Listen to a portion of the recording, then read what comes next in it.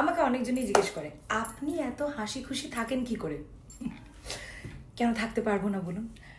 কারণ আমার জীবনে তো অন্য কোনো সমস্যা নেই। আমি আমার নিজের জীবনে নিজেই সবচেয়ে বড় সমস্যা।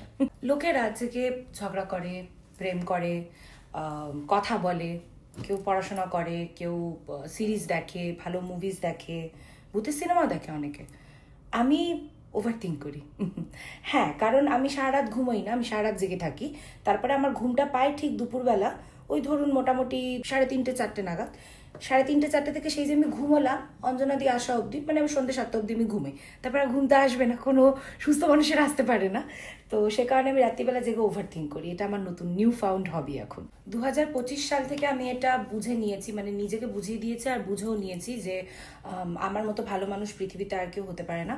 কারণ আমার অন্য কারোর প্রতি কোনো কমপ্লেন নেই, কোনো মানে অভিযোগ নেই, কোনো রাগ নেই, দুঃখ নেই, কোনো ফ্রাস্ট্রেশন নেই। কারণ আমার পুরো ফ্রাস্ট্রেশনটাই এই মুহূর্তে মানে আমার জীবন, আমার নিজেকে নিয়ে।